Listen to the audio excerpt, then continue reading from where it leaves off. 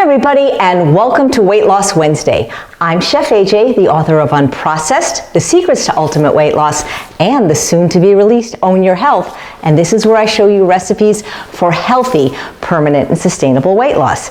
So today I'm going to be making frosted pumpkin spice muffins with a new product that I recently heard of called Wanna Date. It comes in 5 flavors, from original to vanilla to chocolate to cinnamon, and to the one I'm using today called pumpkin spice.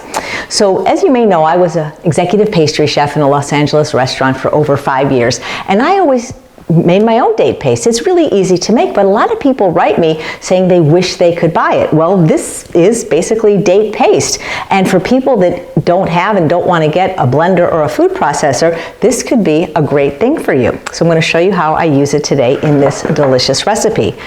So we're going to start out with 2 bananas. The riper the better, because the bananas aren't only being used for moisture, because as you know, I don't use any oil in any of my recipes, but they're also being used for sweetness. So you want to get them as ripe as possible.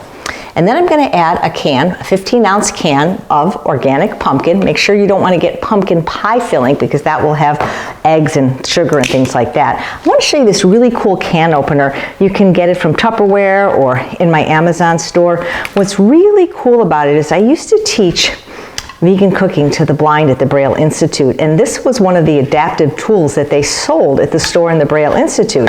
The reason being is, if you've ever used a handheld can opener, you know it leaves very sharp edges. You could cut yourself, your pets could cut themselves, animals in the garbage, they could lick and cut themselves, but this doesn't leave any sharp edges. And we're going to add this to the banana.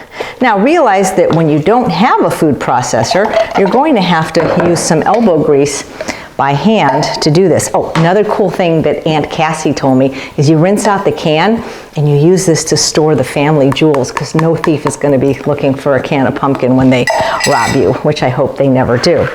And then I'm going to add a 1/2 cup of the Wanna Date pumpkin spice. Put that in there. Want to get all the goodness. This is delicious, by the way. This would make a great spread. If you eat toast on toast, it would be great on pancakes. It would be great on just fruit. It's very, very delicious, because basically it's dates. And so what you're going to do is, I'm using a potato masher. Now, if you have a food processor, you can definitely use that. But the reason I'm doing it this way is because so many people have written me saying, I don't want to get another kitchen appliance. I don't want to have to make my own date paste. Well, then you can buy the date spread, and you can do it by hand. So I'm just going to mush it together. This is good if you need a workout. For me, I like using the tools. Also, it makes the banana a little bit mushier, but if the banana is nice and ripe, it should mush up pretty easily. One thing I'm going to add, though, for extra spice is a tablespoon of pumpkin pie spice, and I'm using the pumpkin pie spice from my favorite company that makes spices. It's called Local Spicery, and everything I'm using today I will link below in the show notes. What the show notes are, or underneath this video, there's an upside down triangle. If you click it, it will give you all the resources. So I just need to mush this up a little bit better before I mix in the dry ingredients, which are the raisins and the oats. And I'll give you the exact recipe below in the show notes, so don't worry. That's why it's too hard to memorize and say everything. Now, I'm going to be using yellow raisins just because I think they taste better. I think they're sweeter, and they match in color, so you're kind of surprised when you bite into them because you didn't see that raisin coming. Now, as a pastry chef, I can tell you that when you just use rolled oats in a recipe, it will be nice. But if you're not grinding your grain into a flour, it's not going to have kind of that fluffy texture or mouthfeel that people are used to. So a trick that I started doing a long time ago, and again, if you don't want to grind your grains, you don't have to. You can use just straight oats. But if you want a more realistic texture, especially if you're trying to get other people who don't eat healthy to eat this way, you want to substitute just a little bit of the rolled oats with some millet. And I just take the millet and I grind it. When you grind the grain yourself, yes, it's still a flour, but the nice thing about it is you can grind it a little bit more coarsely. And so if you decide to go the millet route, then you're getting about 2 teaspoons of flour in every recipe.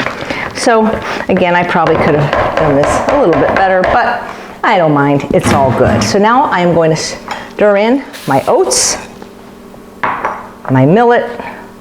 Millet's a great grain, by the way. If you haven't tried it cooked, it's as good as rice. And my raisins, and I'm gonna stir this all up so that it's nice and uniform. And this will make 12 muffins.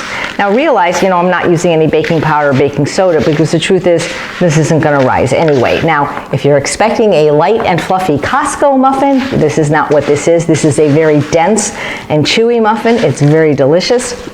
But if you're used to eating, you know, refined sugar, flour, oil, those kind of croissant-like baked goods, this might not be something that you enjoy. But if you're into eating healthfully without sugar and oil and salt, this might be a wonderful treat for you, especially because we're going to be adding frosting.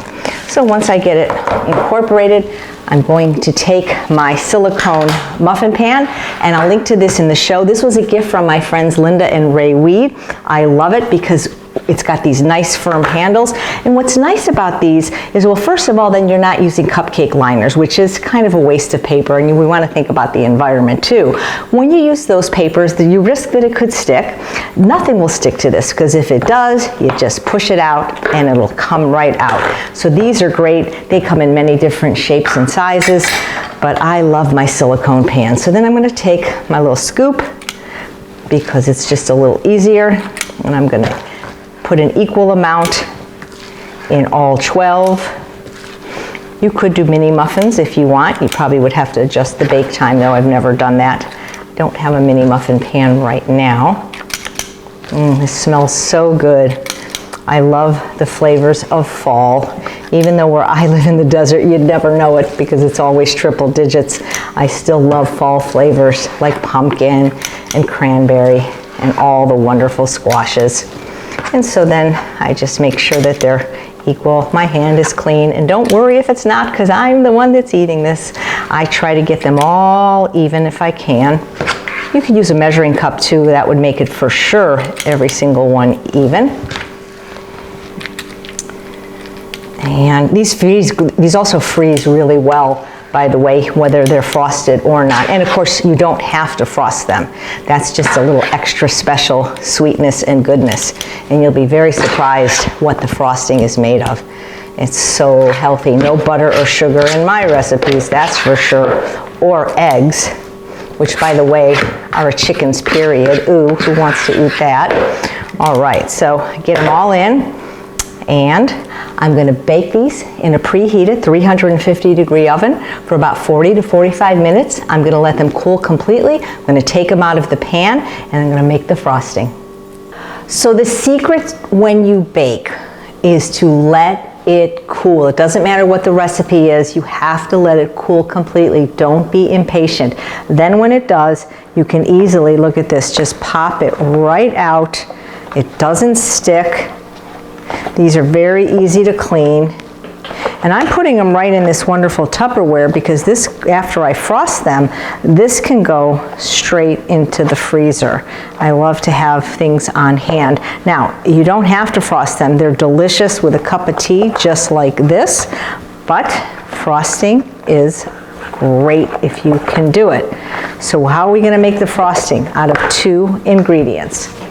We are going to take a cup of the flesh of Japanese sweet potatoes. This is actually a murasaki, but any Japanese sweet potato or Korean yam would do. I don't like the orange ones in these recipes because, number one, they're too mushy. They're always so liquidy. And number 2, I don't like the flavor. Unless I'm making sweet potato fries, I really don't care for orange sweet potatoes. I prefer the Japanese, or I prefer the Hana yam is probably my favorite. This is a murasaki from Trader Joe's. They're often much larger. And then the second ingredient is this wonderful Wanna Date pumpkin spice date spread, and I'm using a 1/4 cup. If it wasn't sweet enough for you, you could use more, but the truth is these Japanese sweet potatoes are so sweet, they already taste like cake. You don't need that much of this. So let me just get every little bit. And then I'm just going to mush them together. Now you can certainly do this in your food processor or blender, but remember the purpose of using this wanna date spread was for the people out there that said they don't have a food processor or a blender and they don't want to get one. So I'm just going to mush it up really well. Probably should have used that potato masher that I used for the filling, but I didn't. And this is just a delicious, delicious frosting. And the reason it doesn't make much is because you don't really need a lot. You don't want it to be sickly sweet. At least I don't. Maybe some people do, in which case you could always add more of the wanna date spread. But this will be enough to frost all 12 of the pumpkin spice muffins. And you can see how nice and thick it is. That's why I like it. The orange ones are just mushy, in my opinion. Okay, so now I've got that nicely mixed. So this is great if you don't have a food processor. If you did it in a food processor, it would be creamier, for sure. You can even add a little bit of plant milk to get it to process if you want. Okay, just trying to get it all the same color. There we go. And so now I'm going to take my little spreader and frost. I used to volunteer at this assisted living dealing poker, and there was a player there. His name was Bud, and anytime he didn't win, he goes, "Doesn't that just frost ya?" That was his little saying. "Doesn't that just frost ya?" So you just kind of eyeball an equal amount for each muffin, and you spread it. Nobody will know it's sweet potato. They'll just know it's delicious, and it is. I like to keep these in the refrigerator or the freezer. I wouldn't keep things like this at room temperature because you know there's no preservatives or anything like that that you would find in traditional baked goods that you would buy at the store. No stabilizers or things like that. So oh, you could always eat them right now, but then otherwise I would refrigerate them or freeze them. And again, I could have done a better job getting this mushy and incorporated, but I didn't want you guys to have to wait and watch me do that. But anyway, once I sprinkle it with a little bit of coconut, you won't see. And by the way, that's completely optional. It's just to give it a little bit of color.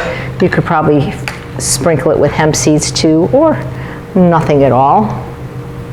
I just think it makes it look pretty. I'm using an organic unsweetened coconut. You can actually buy coconut that's lower in fat. There's a link I'll put down in my Amazon store. I didn't see it at Whole Foods this time, but they often have it. So there we go. And really do get yourself a silicone muffin pan. It really does make cleanup so much easier, and you don't need those papers. Oh. Maybe I eyeballed it wrong. It looks like I only have enough for 11, but you know what I can do is I can take the frosting off another one that I put maybe a little more on. You don't need a lot because it's very, very sweet. So what I'll do is, what's that saying? Rob Peter to pay Paul, so that they all have frosting, or you could just leave one unfrosted. Like I say, I only started frosting them recently. There we go. And now I'm just going to take just a little bit of this unsweetened coconut and just sprinkle it over the top. You could toast it if you want. I'm a little lazy to do that, and I like the color of the white. And you know, I know coconut's high in fat. I don't eat a lot of it. It's really just more to look pretty than anything else. It's not going to add that much. So there you have it. Oh, and by the way, if you want to try the wanna date spread, I talked to the company and they're going to give you a 15% off discount on your first order using code Chef AJ, and I'll put it in the show notes. And do realize that I've been doing YouTube videos for 10 years, so I can't promise that the company will always give you a discount, but right now they said with Chef AJ, 15% off if you want to try it. It is available in some Whole Foods, but not everywhere. So I think this product is very good. It's clean, it's easy to use. I haven't tried the other flavors. I'd love to try them, But if you're not able or willing to make your own date paste, this would be a great alternative, and it's just sweetened with dates. What could be better than that? You know how I feel about dates. So there you have it, some delicious pumpkin spice muffins. Thanks so much for watching another episode of Weight Loss Wednesday. I'm Chef AJ, and I make healthy taste delicious. Take care.